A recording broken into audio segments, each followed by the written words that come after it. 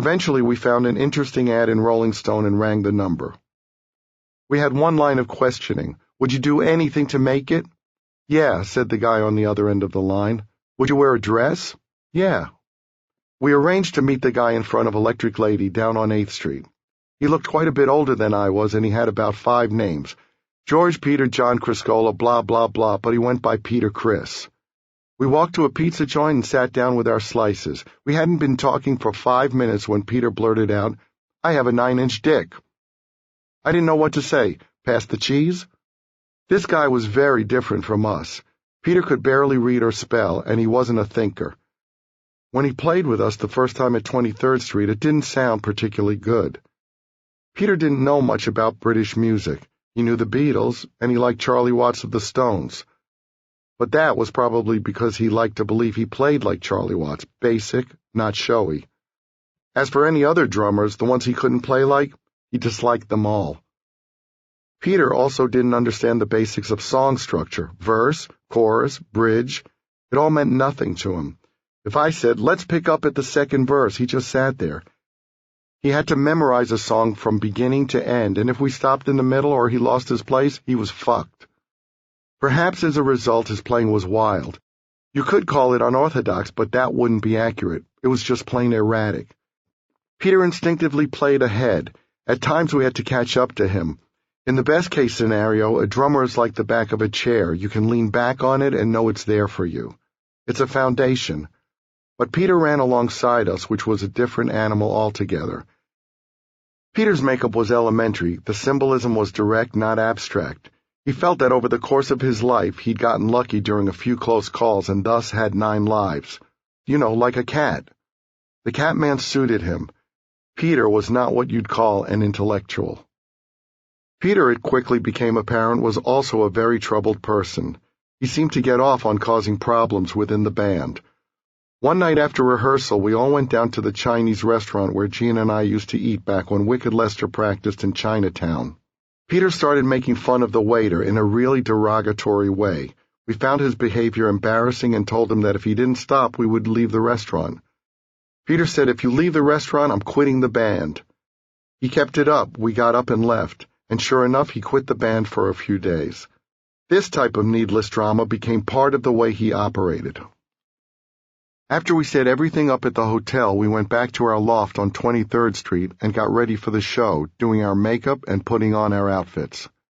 Peter was up to his usual shenanigans, threatening to quit the band just as we thought we were on the verge of taking a step forward. In order to make him feel better, Gina and I arranged a special treat. When we all went downstairs to go to the hotel, a limo was waiting at the curb. It made all of us, not just Peter, feel special to show up in that car. I can't imagine a limo had ever pulled up in front of that place. Near the end of September, almost 9 months to the day since our first ever gig together at Coventry, and only a few weeks beyond Bill's self-imposed 2-week deadline, we went into Bell Sound to record our debut album. Our debut album! All I could think was, we're in a studio, recording songs we wrote, living the dream and being fed. How much better can it get? We talked Peter through the songs as we recorded them. I had a microphone into which I had to say things like, okay, here comes the dat-dat-dat, or now the rat-a-tat-tat. It was the only thing that worked. The photographer who shot our first album cover, Joel Brodsky, had done the Strange Days cover for The Doors. Joel told us there was a makeup person on hand for the shoot. We all did our own makeup anyway, except Peter. He had the makeup person do it, who decided to make his face look like some sort of tribal lion mask. We had never seen that makeup before, and we were glad not to see it again. Bill Aucoin said at one point in the summer of 1974 that we needed to make another album. Comin' Home was a road song Ace and I built around a damn good riff and some fragments of ideas he had. I wrote Mainline in L.A. too, and thought it had a great swagger to it. When we were working on it at Village Recorder, Peter said, either I sing that song or I'm quitting the band. I was astonished. Same shit, different day. Peter seemed to resent everything he was given. It was a no-win situation. The fact that he was given things further highlighted his inability to contribute. He began to vent his inner turmoil and feelings of insecurity by trying to make everyone else as miserable as he was inside. Peter also resented me for not paying my dues, as he constantly put it. As far as I saw it, Peter hadn't succeeded before hooking up with us because he had no idea what it took to become successful or to sustain success. Now he was along for the ride and couldn't help trying to hamper things and create strife. I didn't begrudge anybody's limitations, but I definitely begrudged Peter's attitude, the animosity and conniving. One bone of contention as we put the finishing touches on the album was a long, boring drum solo. Soloing was not Peter's forte. He often sounded more like Ricky Ricardo playing the bongos than a rock and roll drummer playing a legitimate solo. Plus, a solo that might be riveting at a show when combined with effects and an audience could be mind-numbingly dull in record form. So we edited it. "If you don't put it back in," Peter told us, "I'm quitting the band." Sigh. Same old crap. As we began work on what would become Destroyer, Bob made a point of letting us know he was the boss. He wore a whistle around his neck and referred to us as campers. He told us we didn't know anything, which was true. He told us never to stop playing until he said so. When it came time for the drums, we faced a real challenge. Bob spent many hours teaching Peter his parts.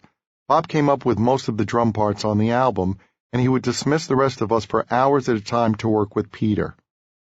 Detroit Rock City in particular had a very challenging drum beat, and it took a lot of effort and patience for Bob to get Peter to be able to play something he couldn't have learned to play on his own if his life had depended on it.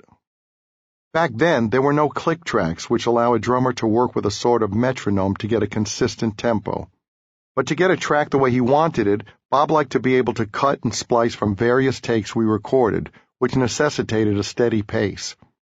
That would have been difficult in our case, to say the least, so Bob created a human click track. He sat in the control room with a mic stuck into a hole in a cigar box and tapped the beat on the box and fed it to all of us, most importantly, Peter. Bob also wrote the lion's share of Beth, using a few lines and a melody Peter brought in. Peter had a co-writer on every song he ever wrote because he couldn't really write.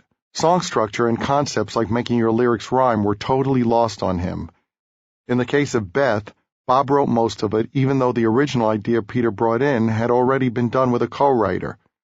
To get the vocal for Beth, Bob had to record Peter singing the song probably a dozen times and cobble together a single version from the passable parts of those takes. Peter's chances of being able to sing a song off the cuff were about as good as my chances of throwing a penny and hitting the moon. It would be a challenge for him to carry a tune in a bucket. Even if we sang a note to him, he couldn't find it. But since we had always presented our Beatles-based fantasy to the world, 4 band members all contributing equally, at some point Peter began to believe his own press. Perception became reality to him, despite the fact that we created the perception ourselves. We made it out as if we lived like the Help-era Beatles and all made music together as equals. But that was never the case. And who should know that better than the people who were actually there and not contributing? Peter and Ace's contributions were never as substantial as we made them out to be in the press. The fact of the matter was that 2 guys, Gene and me, were the engineers and motivators and did 80% of the work. We rented the Star Theater in Nanuet, New York, outside the city, but close enough that we could all go home at night. Eddie came on board, and we retreated to familiar territory as fast as we could. Even though Eddie was from South Africa, he had the air of an English gentleman. He was part of the heritage we all loved. One thing we hoped Eddie could fix was our drum sound. After all, he'd been part of getting that big drum sound Zeppelin had. He had Peter set up in the theater itself while we played in a studio elsewhere in the building. We linked Peter in by video camera. In theory, even a chimpanzee beating on pots and pans could sound thunderous in the right environment. But still, the drum sounded tinny. Soon, however, I came to the conclusion that in Zeppelin's case, John Bonham was that sound, and Peter Criss would never be John Bonham. Hard Luck Woman was an anomaly because I never intended it for Kiss. I planned to try to get it to Rod to see whether he wanted to record it. But with Beth doing so well that fall, Eddie Kramer and Gene both thought the song would make a logical follow-up for Kiss. and since Peter had that type of raspy voice like Rod's, we figured he should sing it. I had to record a vocal for Peter to follow, and again he took many takes to provide enough material to cobble together a finished version. The situation within the band had deteriorated, even in the space of 6 months since we made Destroyer. Peter brought in a cassette with a disjointed sketch of a song called Baby Driver. He always brought tapes with recordings he'd done with co-writers because he couldn't play us a song any other way since he didn't play any instruments. Peter lashed out when we worked on his songs, but the problem wasn't that Gene and I rewrote his songs. The problem was that the things Peter brought in weren't songs to begin with. The lyrics never rhymed. There weren't any delineations between verse and chorus. They were scraps, not songs. Yes, the band was stronger when everyone participated, but somebody had to lay down the law when something simply wasn't good enough.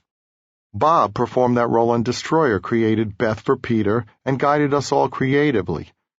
Now that it fell to us, it was futile to try to hold Peter to the same standard we insisted on for the rest of the material. There was leeway because, hey, we wanted a Peter song.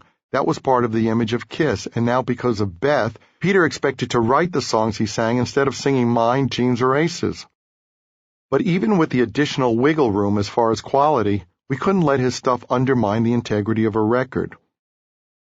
Of course, for Peter's co-writer, getting a song credit on a Kiss album was a gravy train, so Peter always pushed his buddies' ideas and made a stink if anyone suggested they weren't quite up to scrub. Peter spent all his emotional energy worrying about his place in the hierarchy without the ability to be honest with himself about the quality of what he brought to the table. Peter and Ace began to believe they were world-class virtuosos despite mounting evidence to the contrary. When we argued with Peter over his songs, he'd say things like, "You just don't want me to do this because I wrote the biggest song," or, "You don't want me to do this because I'm the best singer." And he constantly accused me of not having paid my dues, apparently because I hadn't spent a decade before Kiss playing in bands that went nowhere like he had. Both Peter and Ace were fucked up all the time. I'd seen plenty of functional addicts. Bob Ezrin had been doing a lot of coke and chugging Remy Martin while we recorded Destroyer, but the quality of his work never flagged. Drugs and alcohol were like a Ferrari. There's a split-second difference between being in control and being wrapped around a telephone pole. You're in control, and then you pass that line and don't realize it until it's too late. I hoped Bill would be able to save Peter and Ace, but that turned out to be foolish. Bill couldn't even save himself. If Gene and I tried to diffuse unpleasant situations by saying, "Come on, man, that's the drugs talking," Peter and Ace would respond by insisting they knew exactly what they were saying. Peter's insecurities got more and more crippling with the addition of drugs. The whole world was against him. One day in the studio, he exploded about something and smashed my acoustic 12-string guitar against the wall. There was a moment of deafening silence after that. During another argument, Gene snapped at Peter, "Peter, you're an illiterate idiot who can't read or even talk correctly and never finished school." "Yeah," said Peter, "and I'm in the same band as you." To this day, that remains the smartest thing I ever heard Peter say. I used the same equipment and tape that other bands cut masters on. That worked out to be as much of a curse as a blessing. Sure, the demo sounded great, but with using quality studios for demos came the risk of demoitis. You get so locked into the version you record as a demo that you lose all flexibility when it comes time to record the track. The funny thing about Love Gun was that even though the album version was recorded as a facsimile of the demo, when we went to cut the album version, Peter couldn't play the kick drum pattern on the song. Once Peter cut the track, we had to bring in another drummer to play the extra kick drum beats Peter couldn't. At what seemed like the peak of our popularity, and when being on stage provided the only respite from my emptiness and my non-existent home life, we stopped touring. In part, it was because we simply couldn't. Ace and Peter were deeply into drugs and alcohol and alternated between hostility and incoherence. When they weren't incapacitated, they caused headaches for everyone around them. We weren't speaking to each other. We couldn't stand each other. We wouldn't play a gig for more than a year. The music at Studio 54 was all about living in the moment, about having a great time, and so my song began like that too. "Tonight, I'm going to give it all to you." Desmond helped with the verses of the song, and eventually, when we went back into the studio to work on another Kiss album, Dynasty, the producer of that album, Vinnie Poncia, helped with the chorus. Bill Aucoin brought in Vinnie, who had produced Peter's solo album, to appease Peter. By this point, we were stuck in an ongoing yo-yoing process with Ace and Peter. Are they in or out? Can we keep this going? To Vinnie's credit, though, he didn't want Peter to play on Dynasty despite their relationship.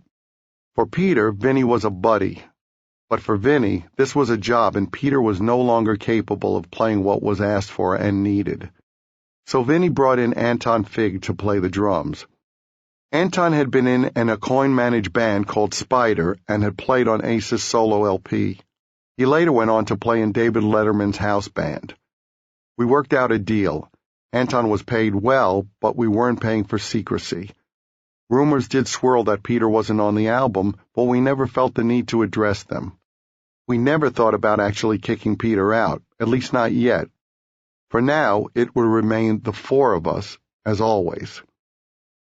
Peter was completely unmanageable. Whatever we did was never right. If we let him sleep late on a day off, he would get angry and say he wanted to travel on the off day. If we traveled on an off day, he would say he wanted to sleep. If he said it was too hot backstage, we turned up the air conditioning. Then he complained it was too cold. One time he punched a mirror and got a serious deep cut on his hand that needed microsurgery and stitches. It wasn't unusual for Peter to throw his drumsticks at me or Gene or Ace if we stepped in front of his drum riser. Never mind that he was up on a drum riser, meaning we didn't block the audience's view of Peter even if we did pass in front of his kit. If he wants to be at the front of the stage, he should learn to play the damn guitar. But then one night, near the end of the tour, in December 1979, Peter had been binging on drugs and playing particularly erratically. When I turned around during one song and let him know his tempo was too frantic, his reaction was to start slowing songs down and then speeding them up again, apparently out of spite. That crossed the line. It's one thing to sabotage things offstage, and God knows he'd done plenty of that, but this was different. This was in front of fans, people who had paid to see us. Immediately after the show, Gene, Ace, and I spoke about it. We were all stunned by the betrayal. The unspoken rule had always been that you left your shit in the dressing room. No matter what was going on, when we went on stage, we were a band. The stage was sacred. Peter's purposeful sabotaging of the show was the ultimate treachery. We decided we wanted Peter gone. Ace can say whatever he wants now, but he voted to fire Peter without any prodding or strong-arming. It's a tribute to Ace that he did. As far as my own vote, I didn't think it was cold or calculated to dump Peter. It was just survival. Was I going to let his problems drag down the entire band, and me with it? No way. Gene felt the same way. We called Bill and told him we had to get rid of Peter. We said we wanted to cancel the rest of the shows and go home. How could we go on? Bill smoothed things over enough to get us to delay taking action and continue the tour rather than fire Peter immediately. We had just a few dates left. Peter didn't see the train that was about to hit him, but that was par for the course. Immediately after the end of the tour in mid-December 1979, Peter married his second wife, Deborah Jensen, a Playboy playmate. The situation was weird. I couldn't help but wonder, would she marry him if she realized she was marrying the former drummer of Kiss? Early in 1980, Bill had to break the news to Peter that he was out. But instead, Bill persuaded the other three of us that we should give Peter a second chance. So we didn't finalize a decision, and after a few months, a period when we were off the road anyway, recording Unmasked with Anton Fig on drums again and Vinnie producing, we agreed to have Peter come back and try playing with us. In the interim, Bill had arranged for Peter to take drum lessons from Jim Chapin, a famous jazz drummer. The day of the audition, or rehearsal, or whatever you wanted to call it, Peter walked in carrying a music stand and sheet music. The first thing he said was, "I'll have to have all your songs on sheet music because I read music now." I whispered to Gene, "Are we on candid camera?" Peter sat down, put his sheet music on the stand, and studied it for a while. Mind you, this was a rehearsal of old material, not the new stuff we had written and recorded for Unmasked. We wanted to see whether he could even play the songs he already knew. The rehearsal did not go well. It was over. My philosophy had always been that if somebody was drowning, you tried to save the person, but when they started to pull you under, you cut them loose. That's what was happening. All the talking and advice and trying to get him help got us nowhere. We shot a video for the song Shandy after the decision to let Peter go had been confirmed. He came to the video shoot knowing it was the last time he would appear with Kiss. At the end of the day, he took his makeup case with him and left. It wasn't tearful, but it was a big moment. Peter was leaving.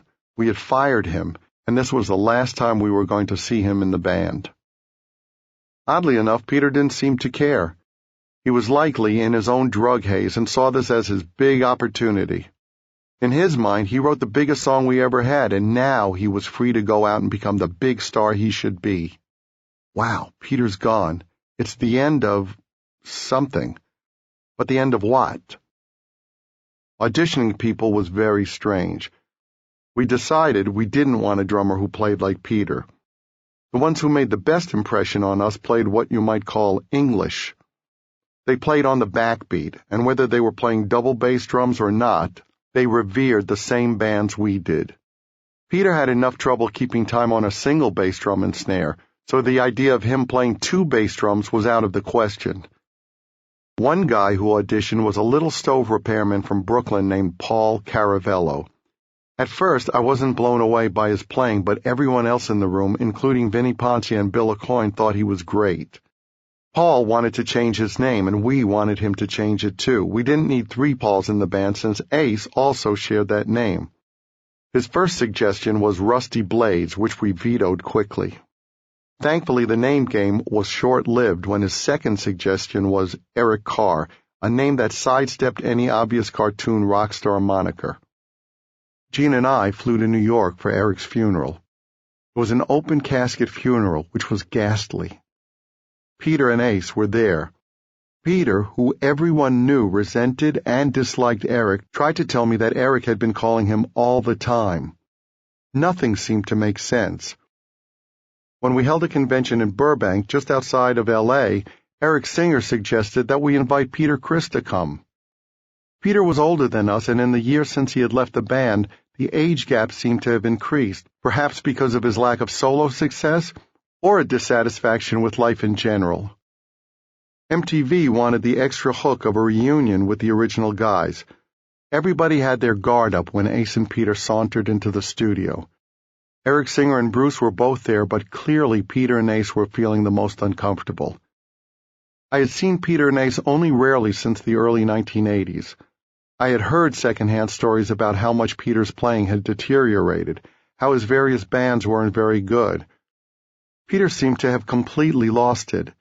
He had become your slightly nutty uncle. He came in with some silly miniature tribal drums that he held in one hand and boinked with a stick. He wanted to hit them while he sang Beth. We nixed that idea. Not surprisingly, it took a lot of wrangling with Peter and Ace's representative to get a deal in place.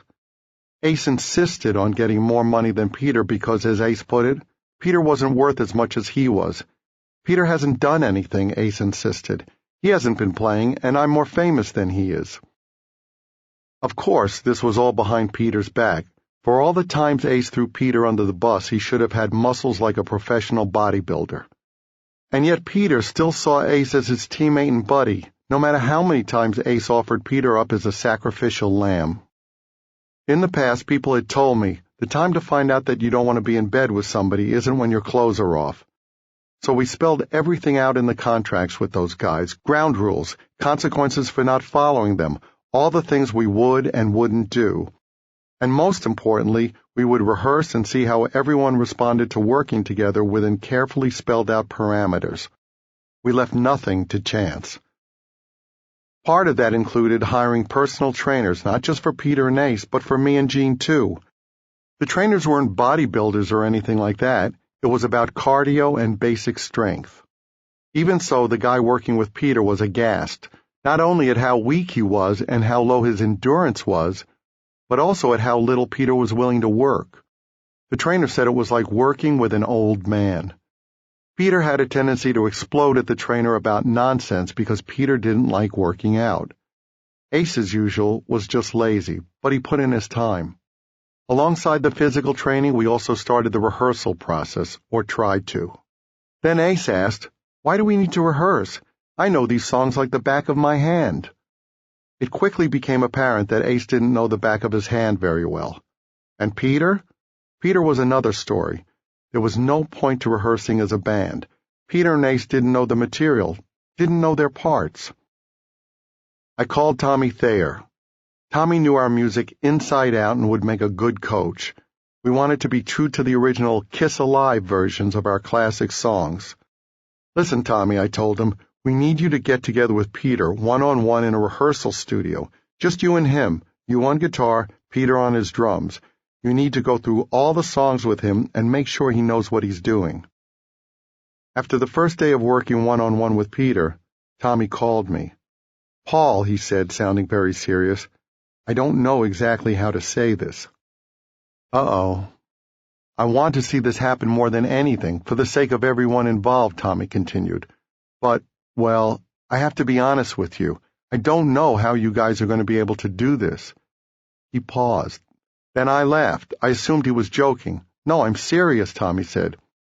"Playing with Peter is like playing with someone who picked up drumsticks for the first time today. It's like he's never played before. He doesn't remember anything, and he can't play." Somehow this didn't surprise me. Not only had Peter failed to grow musically or to hone his craft over the years, he had neglected it. I still hoped Tommy could bring him around. "Give it a few more days," I said. "You can do it." Tommy kept at it, recording their sessions on cassette and bringing them over to play for me afterwards, or playing them to me over the phone. Listening to the tapes was frustrating. At times, Tommy would gently say things like, "Maybe that last bit wasn't quite right," and Peter would shout at him aggressively, "Don't you fucking tell me how to play drums." It was a thankless job having to be so diplomatic, having to take Peter's abuse. And for what? So Tommy, a guitar player, could teach Peter, supposedly a professional drummer, how to play his drums as well as a beginner again? In the end, Tommy taught Peter the parts like you would teach a dog a trick.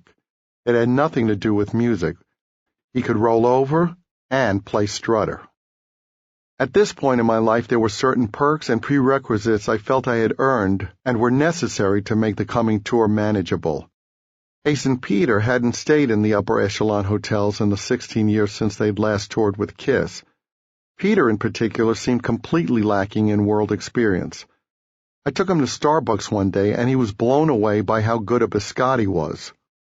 Quite quickly, both Peter and Ace came to resent the fact that they weren't as worldly or savvy when it came to maneuvering in nice surroundings. Peter constantly felt disrespected by hotel staff, for instance, which was simply the result of his feeling intimidated by them, and almost anyone else for that matter. Peter, who had recently broken up with a girlfriend and was there on his own, seemed uncharacteristically open and grateful. His tendency was always to become dependent on someone and cut himself off from everybody else by using his girlfriend as a buffer, either a good buffer or a bad buffer, depending on the woman's personality. Now single, Peter let himself bask in the moment. "Kiss!" The curtain dropped and the force of the crowd reaction nearly lifted me off my feet. I had to fight to be in control of the situation, of myself, of my persona, of the band. I was worried about staying connected to Peter. There was going to be a lot of foot tapping and hand signals, I knew, in order to keep him with us. Peter swore up and down that he wouldn't repeat the mistakes he had made the first time around. One of the things we had worried about on the reunion was Peter's drum solo. He had wanted to play one from the get-go. In a perfect world, a solo was part of what we did. We had always had a drum solo during the Alive years. Looking back, it wasn't clear why we felt we needed to, but it had become a tradition. In the meantime, Peter's abilities had greatly deteriorated, but since he wanted to do it and it was part of the tradition, Gene agreed to help him put one together. Fortunately, by the 90s, you could hit a Coke bottle with a stick and make it sound explosive and powerful if you put enough effects on it. And that's exactly what we did. We put triggers on each individual drum so when Peter hit one, it activated a pre-recorded drum sound. Although Peter had played with fire in the 70s, he was a shadow of himself now. On the reunion tour, he hit the drums like he was worried his arms would snap if he did anything more than barely tap them. His arms hurt, he said. How hard you hit the drums determined the activation of the triggers, but fortunately, they could be set to any level of sensitivity. We used to say we had the trigger set so Peter could play a solo by sneezing. I'd hear these huge drum sounds and turn around to look at Peter and see that he was barely moving his sticks. But we wanted to succeed, and succeed we did, for a time. Then came Gigi. She was a born-again Christian who by all accounts had been a dancer before, and I don't mean she was in Swan Lake. When Peter got together with her, things started to change quickly. Peter reminded me of a small animal. When it's afraid, it's timid, but when it feels protected, it shows its teeth. Peter latched onto her and started to distance himself from everyone else. I was amazed that while he and Gigi professed a deep love of God and religion, they inflicted nothing but pain and suffering on all those around them. Suddenly, when I called his room to talk, she would answer and say, "What do you want? Is Peter there? What do you need him for? Just get him on the damn phone. You're a guest." She became a gatekeeper. Peter and Ace made millions of dollars, and they hadn't made squat in the nearly 2 decades they'd been out of the band. They had nothing before the reunion, and yet, as soon as their bank accounts began to fill up again, they changed. Peter's hotel requests necessitated Doc printing a multi-page handbook that was distributed to hotel staff wherever we went. It contained a set of complicated rules. If Peter put a sign on his door with one symbol, the staff could go in and vacuum, but they couldn't touch the windows. Another sign meant they could air the room out, but not touch the towels.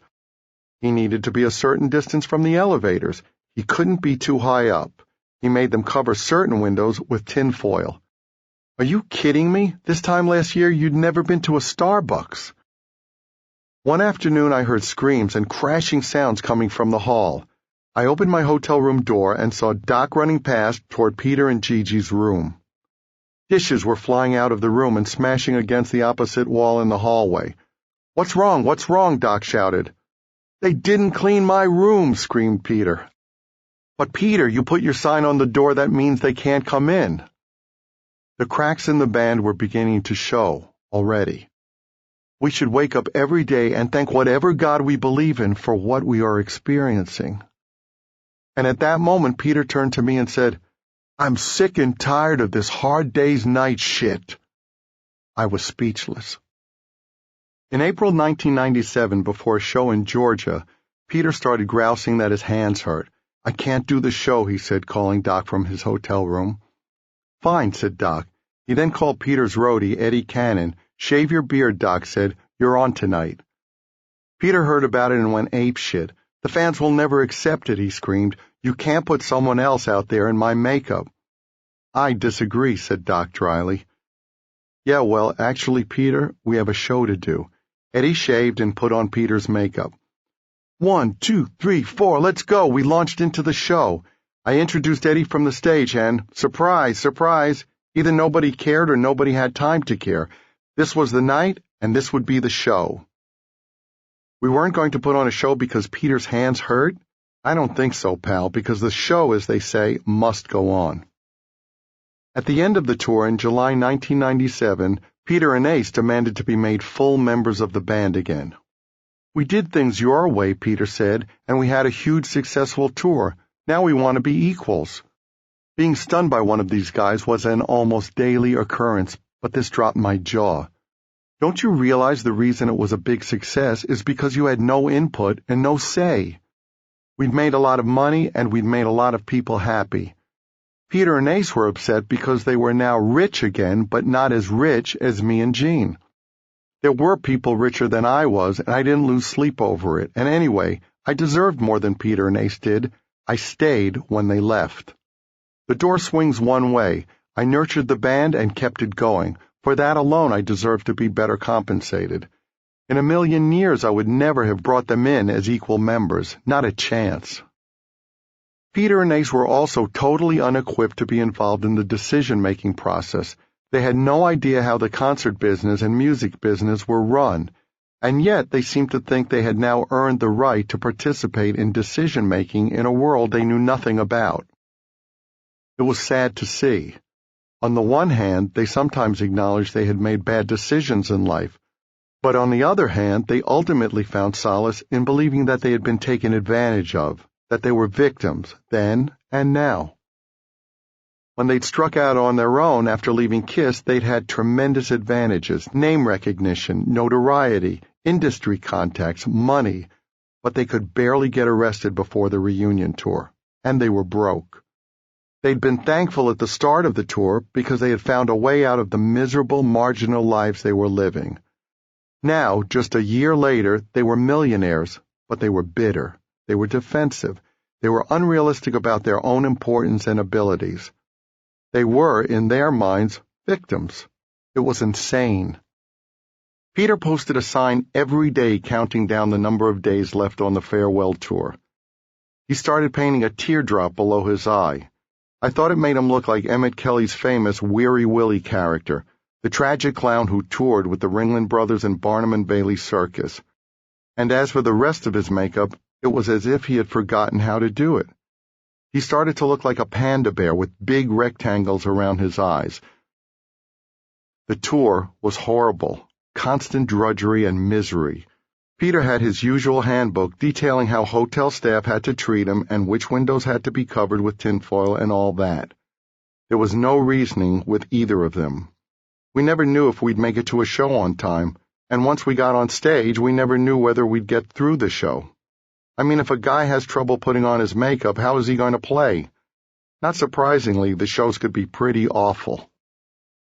I was angry at Peter and Ace for being disrespectful toward everything we had accomplished and everything the fans were giving us. I bought into the idea that this really was it, the end of Kiss. There was no place to go. It was unbearable. We were stuck in a rut musically as well, basically playing the same 17 songs we taught them for the initial reunion. This was the third tour with the same set list. Peter and Ace just couldn't master any more. The needle was already into the red. I had to come up with nonsensical interview responses to questions about why we were playing the same songs. I couldn't just say, because Peter and Ace can't learn any others. One night during a show, Doc McGee tried to get my attention from the side of the stage, gesturing up at me and holding his nose. "Huh? You stink," he yelled. I walked over to him during a break between songs. "What did you say?" "You stink," he repeated. "Fucking Peter is playing too slow," I told him. Doc ran around behind the drum riser and started making the same gesture at Peter. "Peter, you're playing too slow." "Well, so are they," Peter shouted back. "What are you talking about?" Doc screamed. "You're the fucking drummer."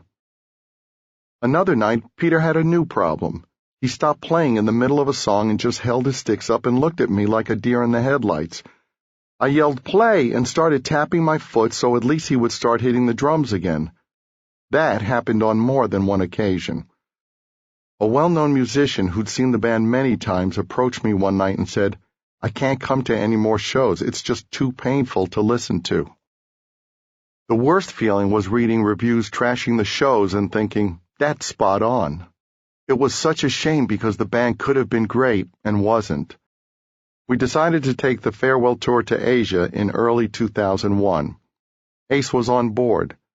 I personally offered Peter $1 million to play 8 shows in Japan in March 2001. He made the brilliant business decision to say no. "Peter," I told him, "I want you to understand. You get $1 million or you get nothing, and the train leaves without you." Still no. Once again, what I was making was more important to him than the 7 figures he would sock away. I told him I would call Eric Singer. "The fans will never accept it," said Gigi, who was now married to Peter. "Peter's the most talented one in the band." I just said, okay. Initially, Doc's talk about getting rid of Peter, and Ace for that matter, had been wishful thinking. No longer. This time, we'd all had it. It's one thing to put up with somebody who's a virtuoso and a prick. It's quite another to put up with somebody who can barely play his instrument and is a prick. I called Eric Singer just as I told Peter I would. To Peter's shock, the tour would go on. And Eric would wear the Catman makeup. Jean, Ace, and I got together with Eric to rehearse in L.A. before we left for Japan. What a breath of fresh air. The reality of playing without Peter was freeing. Peter was marginal when the reunion started, and his playing had gone downhill since. His drum solos were an embarrassment. Without Peter, the musical standard quickly improved. Even Ace picked up his game with Eric behind him. Few missed Peter, and Ace wasn't one of them. "I don't want this to get back to Peter, but I'm glad he's not here," Ace said one night. "He got me all worked up. I'm having a whole lot more fun now." How much could we alter the equation in Kiss? That was the question the Aerosmith camp raised when the idea of a co-headlining tour was floated. Under other circumstances, both Ace and Peter would have been out for the 2003 tour, but for whatever reason, the Aerosmith camp wanted at least 3 original members involved. By this point, Ace had already made it clear he was done, which left Peter as the 3rd member. Ugh. As we started out on our co-headlining tour with Aerosmith, however, I have to say that Tommy and Peter didn't feel like the secret formula to me. It still felt transitional. It felt like the wound was only partly healed. Certainly we had somebody who wanted to be there, who knew the songs, who could play them consistently night after night. And I didn't wake up every morning wondering how the day would go and how the show would go. 50% of the uncertainty and chaos had been eliminated. Peter, on the other hand, was up to his same old tricks. He had Gigi pouring a little more poison down the well each day. He complained incessantly about being disrespected by hotel staff. He bitched about the smoke from the pyrotechnics. The hotel guidebook was back too, along with complaints that his room was too dark or it was too far down the hall, the shows were too long, his hands hurt, on and on. Meanwhile, Peter had his attorney trying to negotiate a contract extension during the tour. His demands, as usual, were absurd. I think they figured we would cave because Ace wasn't around anymore. Who knows what they were thinking? Strangely, the longer the negotiating went on, the more Peter and his attorney seemed to think they had us over a barrel. We went along with it.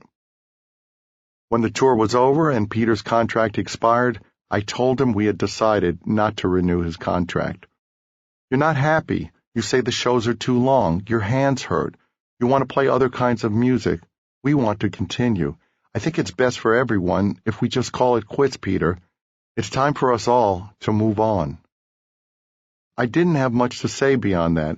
It wasn't that we were just going to become a different Kiss or a new Kiss. We were going to become a better Kiss. I couldn't change Peter any more than I could have changed Ace or Bill Aucoin or Donna or Pam. What I could do, however, was stop battling someone whose agenda was resolutely negative, someone who seemed intent on sabotaging everyone and everything around him, and then blaming anyone but himself. The Ayatollah Criss. Fuck that.